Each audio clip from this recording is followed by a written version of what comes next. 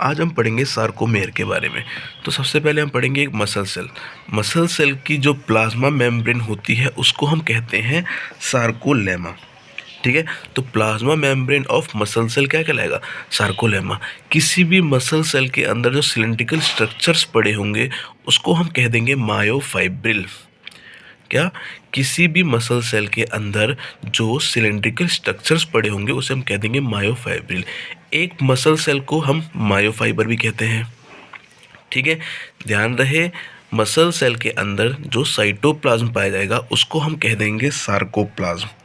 ठीक है, और इसकी प्लाज्मा मेम्ब्रेन पे कुछ ये गड्ढे जैसे स्ट्रक्चर्स होते हैं उसे हम कहते हैं टी ट्यूब्यूल।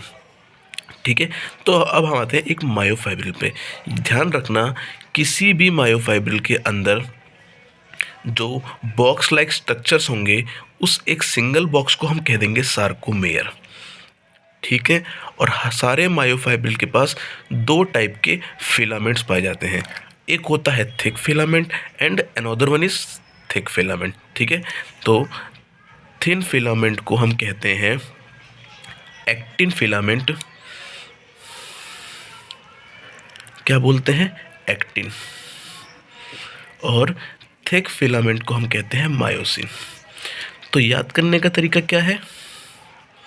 जो मोटा होगा वो मायोसिन और जो पतला होगा वो एक्टिन। अब नीचे आ जाते हैं एक सार्कोमेयर के स्ट्रक्चर पे। सार्कोमेयर है क्या? बेसिकली आपका जो मायोफाइब्रिल है उस मायोफाइब्रिल में बॉक्स लाइक स्ट्रक्चर्स है। एक सिंगल बॉक्स को हम क्या कह देंगे? सार्कोमेयर। नीचे आ जाओ, ध्यान से देखो, तो मैंने क्या कहा था, हर मायोफाइब्रिल के पास, सारे मायोफाइब्रिल के पास दो टाइप के फिलामेंट पाए जाएंगे, थिक फिलामेंट और थिन फिलामेंट। जितने भी आपके डार्क वाले स्ट्रक्चर हैं जैसे ये, तो ये क्या हो जाएंगे? आपके थिक फिलामेंट। और ये किसके बने हुए हैं? मायोसिन के। क्लियर? नेक्स्ट क्या है? ये होंगे आपके thin filament. Thin filament basically आपके जेड लाइन के ऊपर लाई करेंगे। जेड लाइन क्या होता है? आपका जो एक सिंगल सार्कोमेयर है, इस सार्कोमेयर की बाउंड्रीज को हम कह देंगे जेड लाइन। क्या? सार्कोमेयर की बाउंड्रीज को हम कह देंगे जेड लाइन। तो जैसे यहाँ पे देखो, ये जेड लाइन कहलाएगा, ये जेड लाइन कहलाएगा, ये जेड लाइन कहलाएगा। तो किसी भी आप एक सिंगल सार्कोमेयर को लोगे, उसकी जो एंड की लाइनिंग है, जो बाउंड्रीज है, उसको हम क्या कह देंगे? Z line. गुड। नेक्स्ट आते हैं, देखो देखो, हम क्या बताएंगे, एक सार्कोमेयर के अंदर क्या है? दो जेड लाइन है। ठीक है, ये आपका क्या हो जाएगा? थिन फिलामेंट, और ये हो जाएगा आपका थिक फिलामेंट। याद रखना, जहाँ तक आपका थिक फिलामेंट पाया जाएगा, देखो यहाँ से लेकर यहाँ तक आपका थिक फिलामेंट पाया जा रहा है ना, तो इस चीज़ को हम कह देंगे ए बैंड। क्या कह लेंगे? ए बैंड। ए बैंड बोले तो एनाइसोट्रोपिक बैंड। क्या? Anisotropic band. सेकंड, वो पोजीशन जहाँ पर सिर्फ और सिर्फ एक्टिन फिलामेंट पाया जाएगा, सिर्फ और सिर्फ एक्टिन फिलामेंट। देखो यहीं तक है ना, इसके अंदर कोई भी मायोसिन फिलामेंट नहीं है, तो इसको हम कह देंगे आई बैंड। दोबारा पढ़ते हैं, ए बैंड क्या कहेगा? वो ए बैंड क्या कहेगा? वो रीजन जहाँ तक मायोसिन पहुँच सकता है। तो देखो मायोसिन यहाँ तक पहुँच रहा है, यहाँ तक पहुँच रहा है। तो जैसे याद रखो, एक मोटा बच्चा बहुत सारी जगह को ऑक्यूपाई करके बैठता है। ठीक है, तो उसी चीज़ को हम कह सकते हैं M line. Oh sorry, A band, A band, A band. Next क्या है? आई बैंड क्या कहलाएगा? आई बैंड आपका होगा जहाँ पर सिर्फ और सिर्फ एक्टिन फिलामेंट पाया जाएगा। ठीक है, नेक्स्ट, वो रीजन जो सिर्फ मायोसिन का होगा। जैसे देखो ये रीजन है, ये रीजन है, ये रीजन है, तो ये रीजन आपका क्या कहलाएगा? H zone. दोबारा, वो रीजन जो सिर्फ और सिर्फ मायोसिन का है, तो उसे हम क्या कह देंगे? M line. तो सबसे बड़ा डिफरेंस क्या है ए बैंड और एम लाइन, ए बैंड और एच जोन के बीच में? ठीक है, क्या है? देखो ए बैंड में आपका क्या है? एक्टिन फिलामेंट भी आ रहा है और मायोसिन फिलामेंट भी आ रहा है। लेकिन एच जोन के अंदर सिर्फ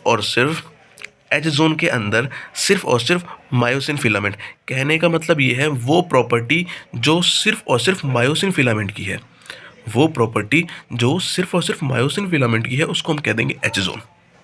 अब देखो, ये बहुत सारे थिक फिलामेंट हैं, बहुत सारे थिक फिलामेंट हैं, ये सारे के सारे थिक फिलामेंट हवा में तो लटक नहीं रहेंगे, तो इनको एक सपोर्ट देने के लिए एक लाइन होती है जिसको हमने कह दिया है एम लाइन। ठीक है, तो मैंने क्या बताया, एक बार फिर से मैंने बताया, आपका सार्कोमेयर की बाउंड्रीज को हम जेड लाइन बोल देंगे। ठीक है, हर सार्कोमेयर के पास दो टाइप के फिलामेंट पाए जाते हैं, एक्टिन और थिन, थिक और थिक फिलामेंट। थिक फिलामेंट को हम कह देंगे मायोसिन और थिन फिलामेंट को हम कह देंगे एक्टिन फिलामेंट। क्लियर है? ठीक है, तो जहाँ तक मायोसिन पहुँच सकता है, जहाँ तक आपका थिक फिलामेंट पहुँच सकता है, वो कहलाएगा ए बैंड। ठीक है, वो रीजन जहाँ पे सिर्फ और सिर्फ एक्टिन फिलामेंट का राज है उसे हम कह देंगे आई बैंड। तो ए बैंड एनाइसोट्रोपिक बैंड और I band isotropic band.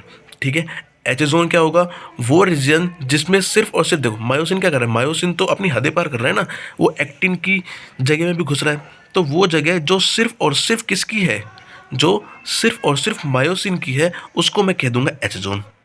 Clear है? तो और एम लाइन क्या कहलाएगी, एम लाइन आपकी कहलाएगी, देखो सारे थिक फिलामेंट तो हवा में लटक नहीं रहेंगे, इस लाइन को हम कह देंगे एम लाइन, जहाँ पे थिक फिलामेंट आपस में अरेंज होंगे।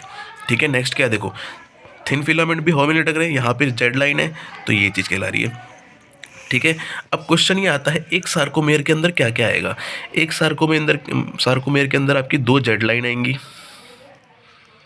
ठीक है, दो हाफ आई बैंड आएंगे और एक ए बैंड आएगा पूरा का पूरा, तो ये कहलाएगा आपका सार्कोमेयर। ठीक है, समझ आ गया? समझ आ गया तो बता देना।